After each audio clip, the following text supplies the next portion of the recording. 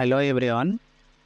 আজকে আমাদের ক্লাসের বিষয় হচ্ছে প্র্যাকটিস সেট 4 এর solution easy method option elimination. Option থেকে কি করে আনসার করা যায় এটা ভেরি ইম্পর্ট্যান্ট। এটা আমি শেখাবো।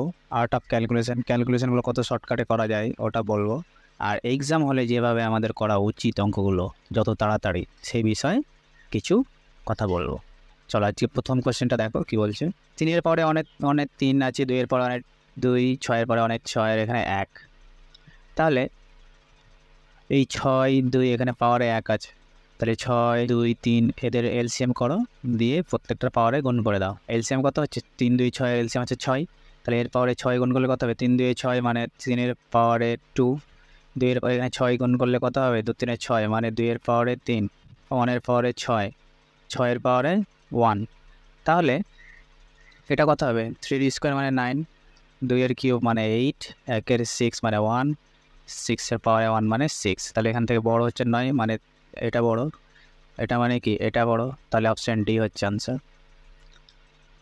এই কোশ্চেনটা কি বলছে দেখো, দুটি সংখ্যার গসাগু 8, নিচের কোনটি সংখ্যার দুটি লসাগু হতে পারে না? গসাগু মানে কি যে কোনো দুটি সংখ্যার লসাগু, ধরো এখানে 20 আছে আর এখানে 15 আছে, তাহলে 5 4 20, 5 3 15, তাহলে 5টা যেহেতু কমন দুটোতেই যাচ্ছে, তাহলে এটা হচ্ছে তোমার কি এইচসিএফ মানে গসাগু। আর 5 4 20, 3 60, 60 হচ্ছে কত এলসিএম, এটা মানে লসাগু। তাহলে প্রত্যেকটা লসাগুর যে মান আসবে সেটা এইটা দিয়ে ভাগ যাবে না, এইচসিএফ দিয়ে মানে গসাগু দিয়ে, মানে প্রত্যেকটা এলসিএমের মধ্যেই তো গসাগুর এই মানটা ঢুকে থাকছে 5টা। তাহলে দুটি সংখ্যার লসাগু হতে পারে না, মানে 8 এদের গুণিতক হবে না। দেখো 3 8 24 মানে এটা হচ্ছে 8 6 48, এটা হচ্ছে 8 7 56, কিন্তু 60কে 8 দিয়ে ভাগ যাচ্ছে না, তাহলে এটাই হচ্ছে আনসার, এটা হতে পারে না। 5 থেকে 15 আর 4 19, তাহলে নিচে হয়ে যাচ্ছে 19 আর 5টা উপরে হয়ে যাচ্ছে, তাহলে এই দুইটা 10 হয়ে যাচ্ছে, তাহলে 19 থেকে 19 আর 10 29, তাহলে নিচে হচ্ছে 29 আর ওপরে হচ্ছে 19, এখানে 1 আছে, এই 1টা যখন এর নিচে 29 এসছে মানে এর নিচেই একটাতে 29 আছে, মানে এটাই আনসার হবে। এটা হচ্ছে অপশান এলিমিনেশন। এভাবে অপশানগুলো দেখেই করে দিতে হবে, ক্যালকুলেশন করতে হবে না। এখানে কি বলছে, এত এর বর্গমূল নির্ণয় করো। দেখো যখনই তুমি এভাবে করণী দেখবে, তাহলে 10th ক্লাসে আমরা কি করণী নির্বাচন করেছি, তাহলে নিজে যদি √3 - √2 থাকে, তাহলে √3 + √2 দিয়ে গুণ করতে হয়, তাহলে এখানে গুণ করলে এটা স্কোয়ার হয়ে যাবে। আচ্ছা, এটা a - b × a + b মানে √3 স্কোয়ার মাইনাস √2 স্কোয়ার, মানে a - b × a + b মানেই হচ্ছে a square minus b square. তাহলে এই যদি আমার এখানে √3 হয়, তাহলে √3 স্কোয়ার মানে 3, √2 স্কোয়ার মানে 2, এটা কি a square minus b square, ওপরে কত √3 + √2 হোল স্কোয়ার, এইদেরই বর্গমূল চেয়েছে। তার মানে কি নিচে 3 2 মানেই হচ্ছে 1, তাহলে নিচে 1 তো কোনো ব্যাপার না, যেহেতু রুটের মধ্যে এখানে স্কোয়ার আছে তাহলে ডাইরেক্ট বেরিয়ে যাচ্ছে, তাহলে √3 + √2, অপশান এ হচ্ছে আনসার। দেখো 5 জন ব্যক্তির গড় ওজন 38, ওই 5 জন ব্যক্তি সহ নৌকার গড় ওজন 52, তাহলে দেখো 5 জনের তো 38 করে ওজন ছিল, এদের তো আর ওজন বাড়বে না, কিন্তু নৌকা যখন অ্যাড হলো এদের ওজনের সাথে, তখন 52 কেজি করে প্রত্যেক জনের ভাগে পড়লো। তাহলে 38 থেকে 52 যেতে এখানে 14 করে প্রত্যেকেরই ওজন বাড়ানো হয়েছে, তাহলে 14 করে 5 জনের ওজন বেড়েছে, তাহলে 70 কেজি হচ্ছে এক্সট্রা।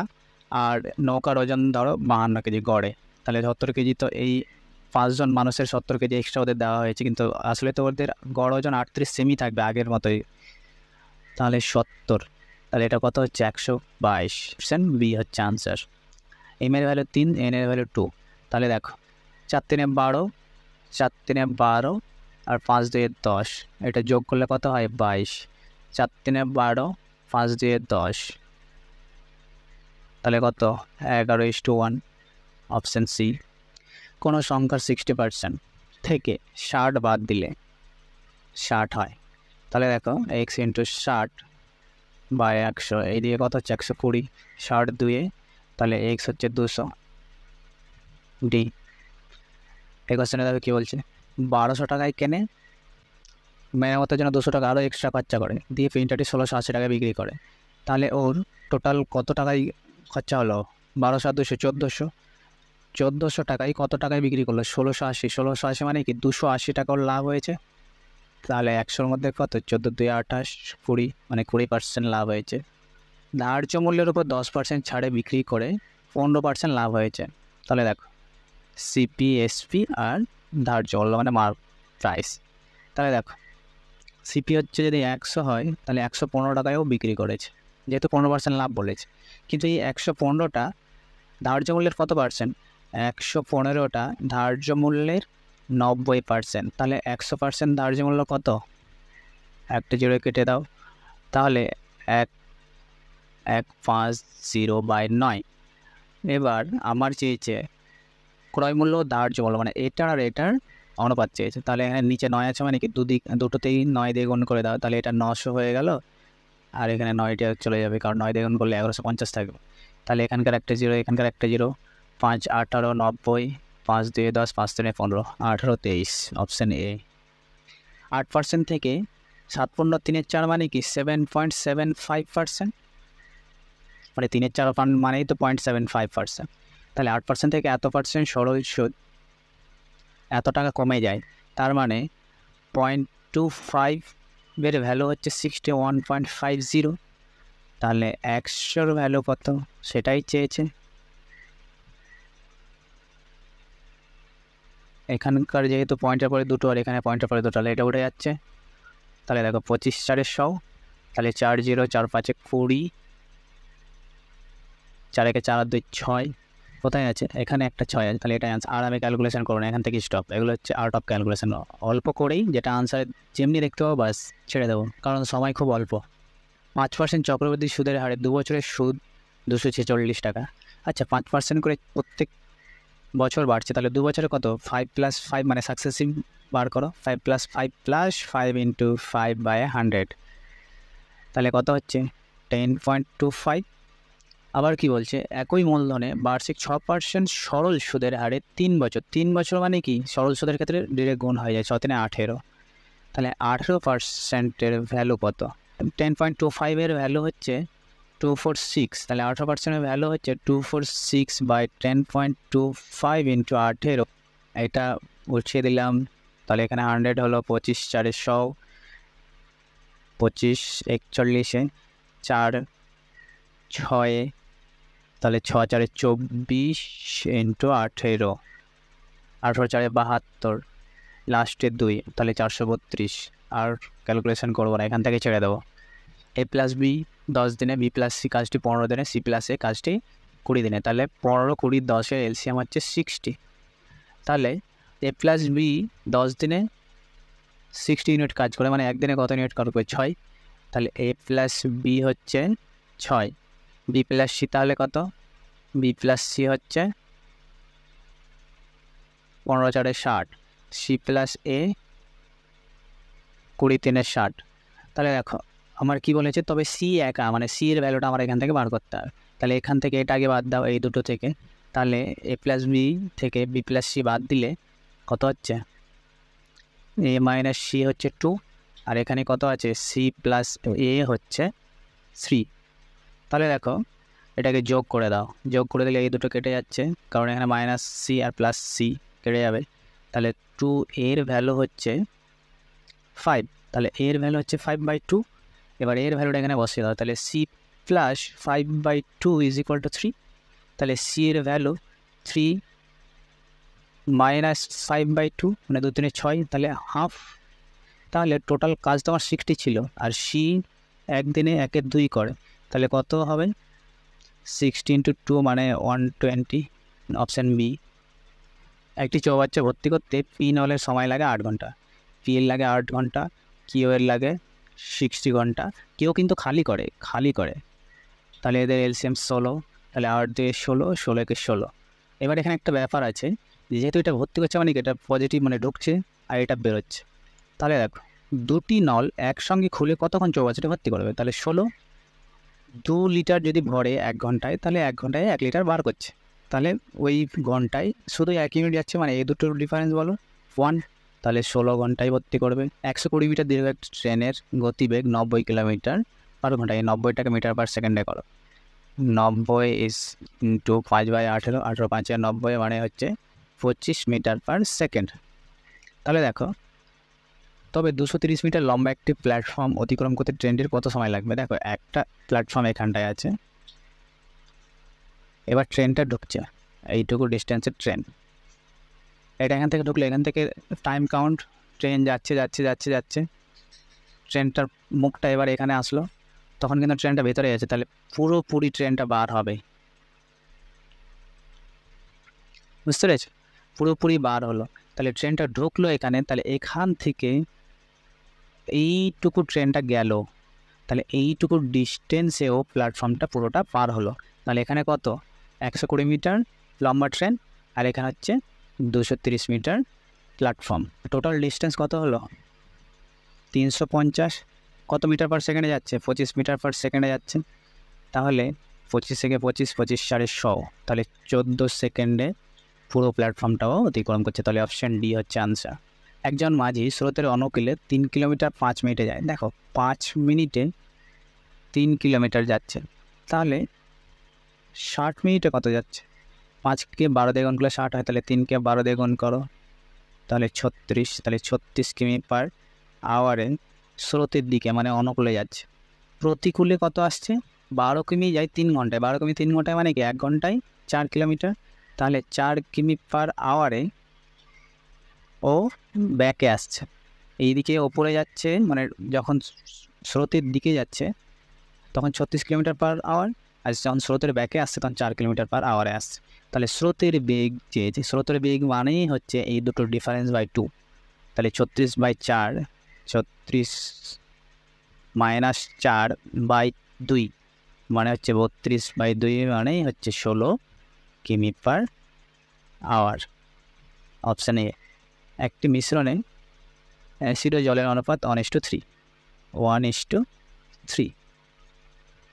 মিশ্রণে আরও 5 লিটার অ্যাসিড মেশালে নতুন মিশ্রণে অ্যাসিড ও জলের অনুপাত 1:2 হবে, 1:2 হবে। এবার এখানে ব্যাপারটা আছে যে এটা তো অ্যাসিড আর এটা হচ্ছে ওয়াটার, অ্যাসিড মেশানো হলো, ওয়াটার মেশানো হয়নি, কিন্তু ওয়াটারের দেখো ভ্যালু চেঞ্জ হয়ে গেছে। তাহলে এই দুটোকে সেম করতে গেলে আমাকে এই টোটাল অনুপাতটাকে 2 দিয়ে গুণ করতে হবে, আর এখানে 3 দিয়ে গুণ করতে হবে। এখানে 2 দিয়ে গুণ করলে কত হচ্ছে? 6 2, আর এখানে 3 দিয়ে গুণ করলে কত হচ্ছে? 6 3। কেন গুণ করলাম? তাহলে দেখো ওয়াটারের অনুপাতটা তো সেম থাকবে, তাহলে এখানে 2 থেকে 3-এ যেতে 5 লিটার অ্যাসিড মিশিয়েছে। নতুন মিশ্রণে পরিমাণ কত লিটার? 1 ইউনিট হচ্ছে 5 লিটার, তাহলে নতুন মিশ্রণে টোটাল কত ইউনিট আছে? 9 ইউনিট, তাহলে 9কে 5 দিয়ে গুণ করলে যেটা আসবে সেটাই 45 লিটার। Option D. দেখো, এটা একটু ক্যালকুলেশন হবে। 16 বছর আগে ঠাকুরমার বয়স ধরো এক্স, আর নাতির বয়স ধরো ওয়াই। তাহলে 16 বছর আগে মানে কি এখনকার বয়সের থেকে 16 বছর বাদ দিয়ে দিলে নাতির বয়সের 9 গুণ হবে, তাহলে নাতির বয়স তো 16 বছর আগে যেটা হবে সেটা। তাহলে এখান থেকে বলো এক্স - 9y, তার মানে হচ্ছে -8 × 16। বর্তমান থেকে 8 বছর পরে, এখন থেকে 8 বছর পরে ঠাকুরমার বয়স তার নাতির বয়সের 3 গুণ, তাহলে y + 8, এটা x - 3y, 8টাকে দিয়ে গেলে কত হবে? 3 × 8 = 24, আর 24 - 8 মানে হচ্ছে 16। এটা এই কোশ্চেন থেকে এটা বাদ দিয়ে দাও, তাহলে কত হবে? এটা থেকে এটা বাদ দিলে 9 থেকে 3 বাদ দিলে কত? -6y, কারণ -9 এর সামনে আছে, আর এখান থেকে এটা বাদ দিলে কত হবে? -8 × 16 -16। এখান থেকে 16 কমন নিয়ে নিলে -8 - 1, দ্যাট ইজ 16 × -9, এটা যেখানে -6 হয়, মাইনাসটা কেটে যাচ্ছে, 2 3 6, 2 8 16, 3 3 9, তাহলে ওয়াই হচ্ছে 24। তাহলে নাতির বর্তমান বয়স হচ্ছে 24, নাতির বর্তমান বয়স 24 হলে এক্সের ভ্যালু কত? এখানে বসাও, 24 3 72, এই 72টাও দিয়ে গেলে কত হবে? এখানে যোগ হয়ে যাবে, তাহলে 16 আর 72 88। এবার কি বলছে? 8 বছর আগে নাতি ও ঠাকুরমার, নাতির 8 বছর আগে বয়স কত ছিল? 24 থেকে 8 বাদ দিয়ে দাও, তাহলে হলো 16, আর ঠাকুমার 28 বছর থেকে 8 বাদ দিয়ে দাও, তাহলে হচ্ছে 80। তাহলে এটা কত হচ্ছে 16 কে 16, 16 5 80, তাহলে 1:5। 1 + 2 + 3 ... এখানে কোনো একটা সংখ্যা আছে, ধরলাম n। তাহলে পরবর্তীটির কততম পদ পর্যন্ত যোগফল 50 50 হবে।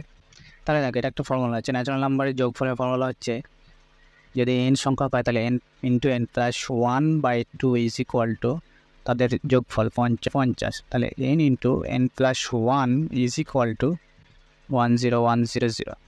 তাহলে এখানে বলো, এখানে যদি আমি 100 নিই আর এখানে 101, তাহলে 100 × 101 হচ্ছে এটা। তাহলে n এর ভ্যালু হচ্ছে আমার 100, তাহলে অপশান সি হচ্ছে আনসার। 45 মিনিট একদিনের আকারে লিখলে ভগ্নাংশ কত হবে? 45 মিনিট 24 ঘন্টাকে মিনিটে নিয়ে যাও, 60 দিয়ে গুণ, 15 × 3 = 45, 15 × 4 = 60, 3 × 8 = 24, 8 × 4 = 32। Option B. একজন রাজমিস্ত্রি একটি দেয়াল 70 ঘন্টায় গাঁথে আর কি। 70 ঘন্টায় গাঁথলে ধরো এটা টোটাল পার্টটা 1, তাহলে 7 ঘন্টা পরে সে বিরতি নিলে, তাহলে 7 ঘন্টায় কত গাঁথবে? 1/10 ভাগ গাঁথতো, মানে টোটাল ওয়ালটা যদি আমার 10 হয় তাহলে 1/7 ঘন্টায় গেঁথেছে। তাহলে এখন বাকি আছে কত? 9 ভাগ কতর মধ্যে? 10-এর মধ্যে। এটাই তো 0.9। তাহলে অপশান এ হচ্ছে আনসার। পার আছে যাদের মধ্যে ওটা আগে হবে। তাহলে 4.3 থেকে 2 বাদ দিলে 2.3, 5.4 থেকে 2.3 বাদ দিলে 4 থেকে 3 1, 5 থেকে 2 3, তাহলে 3.1। 6.5 থেকে 3.1 বাদ দিলে 5 থেকে 1 বাদ দিলে 4, 6 থেকে 3 বাদ দিলে 3। এবার বলছে 7.6 থেকে এটা বাদ দাও, তাহলে 7.6 থেকে, তাহলে 6 থেকে 4 বাদ দিলে কত? 2, আর 7 থেকে 3 বাদ দিলে 4। এবার বলছে 8.7 থেকে এটা বাদ দাও, তাহলে 8.7, 7 থেকে 2 বাদ দিলে 5, 8 থেকে 4 বাদ দিলে 4। তাহলে এটাই হচ্ছে আমার অপশান সিতে আছে। এক ব্যক্তি বিশ্রাম ছাড়াই এত কিলোমিটার গতিবেগে গন্তব্যস্থানে যায়, বিশ্রাম নিয়ে 12 ঘন্টা কিমি গতিবেগে গন্তব্যস্থানে পৌঁছালে ঘন্টায় কত মিনিট বিশ্রাম নেয়? দেখো 12 আর 15 এলসিএম কত? 60। এবার 15 কিলোমিটার গতিবেগে গেলে এটা লাগে কত? 4 ঘন্টা। আর এটাই যদি আমার 12 কিলোমিটার গতিবেগে যায় তাহলে 12 × 5 = 60, মানে 5 ঘন্টা লাগছে, 5 আওয়ার। তাহলে দেখো 5 আওয়ার লাগছে যখন 12 কিলোমিটার, মানে স্লোতে যাচ্ছে। তাহলে এখানে 1 ঘন্টাও বেশি নিচ্ছে। 1 ঘন্টা কত ঘন্টার মধ্যে বেশি নিচ্ছে? টোটাল 5 ঘন্টার মধ্যে 1 ঘন্টাও রেস্ট করছে। তাহলে প্রত্যেক ঘন্টায় কত মিনিট রেস্ট হচ্ছে? তাহলে